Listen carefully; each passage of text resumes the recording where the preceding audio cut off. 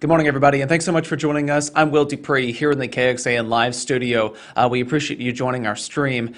In a moment, we're going to be sharing the list of priorities that Governor Greg Abbott has shared this morning ahead of tomorrow's start to the special legislative session. Again, there are 11 priorities that the governor has laid out in a news release and a proclamation that he sent out today. We're going to bring those up right now. So we'll leave them up for a little while so you all can see what the priorities will be and what the issues that the legislators will discuss during the start of the legislative session tomorrow. Here they are.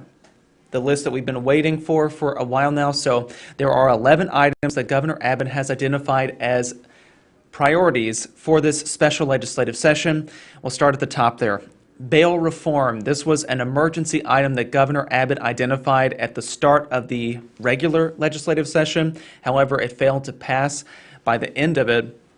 And really, this is related to the Damon Allen Act. It has stricter restrictions on when bail should be allowed for certain kinds of criminals suspected of carrying out crimes.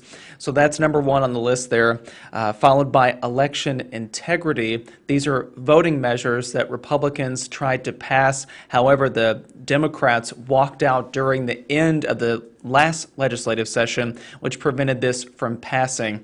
So this is, of course, one of the big priorities for Governor Abbott and other Republicans. Additionally, border security has been added to the special legislative session agenda, as well as social media censorship legislation. Article 10 funding, this is for the legislator. At the end of the legislative session, when the governor was approving portions of the state budget, he vetoed the portion that funded the state legislature, and this was in retaliation for not passing bail reform or the voting measures. So that will be discussed during this upcoming special legislative session, which again starts tomorrow. The family violence prevention, this is in relation to Senate Bill 1109. The governor vetoed this initially. What he would like is that this is added a provision that gives parents an opt-out option for instruction in schools about dating violence, domestic violence, and child abuse. And we see there youth sports, and what that means exactly is that the governor would like legislators to take up this ban on transgender students from participating in sports corresponding to their gender identity. This has been a big hot issue, a touchstone for a lot of people, and has sparked a lot of protest from different groups here in the state. So that will likely continue with the addition of this item on the legislative session agenda.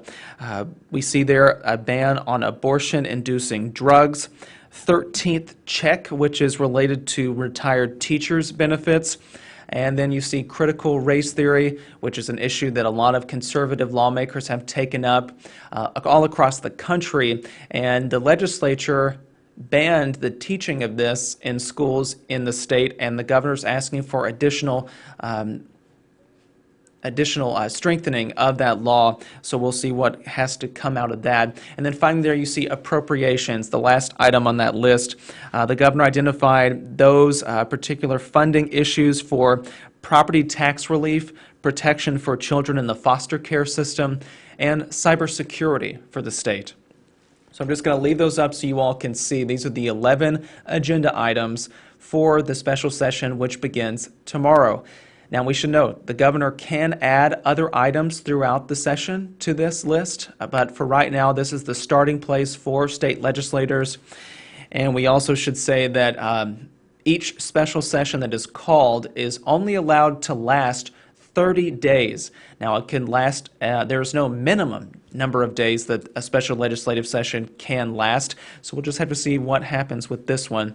But we wanted to jump on and share the reaction as we are expecting state lawmakers to reconvene at the Capitol tomorrow for this special legislative session, and the governor announced that list of priorities just earlier this morning, one day ahead of that special legislative session. He sent out a statement as well, and I want to read that in part for you all right now. What he said right here, Governor Abbott writing 2 of my emergency items, along with other important legislation, did not make it to my desk during the regular session, and we have a responsibility to finish the job on behalf of all Texans. Those special session priority items put the people of Texas first and will keep the Lone Star State on a path to prosperity. I look forward to working with my partners in the legislature to pass this legislation as we build a brighter future for all who call Texas home. Now, we should say that not everyone is pleased with the number of agenda items that have come out today. We are getting lots of reaction from state lawmakers, some Republicans calling for other items to be added to that list. Again, we'll have to see if the governor might listen to those calls, and a lot of Democrats criticizing the governor for not including anything about the power grid and issues related to that on this special session agenda. The governor did come out with a list of directives for the Public Utility Commission yesterday, and maybe that was perhaps to head off some of that criticism that was to come today, releasing that list of agenda items for the special session. And I want to show a tweet right now from the Texas Democratic Party. We are awaiting a full statement about the governor's agenda items. However, they put out this one right here, and it really picks up on that the issue about the power grid. The Texas Democrats tweeting there, quote, "It's been nearly 6 months since the winter storm blackout. Millions of Texans lost power and water in sub-freezing conditions for days, and the largest mass carbon monoxide poisoning in the country took place. No surprise that Abbott chooses not to make #FixTheGrid a priority." We've seen here recently that a lot of Democrats and some of the candidates who will be running for statewide office next year have really picked up on this particular issue to try to hammer the governor. But that item, anything related to reforming the electric grid or addressing ERCOT or any of those kinds of things, will not be discussed as of yet in this next special legislative session. On our website, you can find more information about this breakdown. We are continuing to add reaction from state lawmakers and other officials throughout Texas about what's going to happen starting tomorrow. More and more will be pouring in, and we'll be updating our web story there. So again, you can find that on KXAN.com and on the KXAN News app. So please download it if you've not done so already. I'll also say that we will continue to cover the start of the special legislative session and all that unfolds from it, so you can please trust us to stay on top of that, to share you the latest information as soon as it becomes available.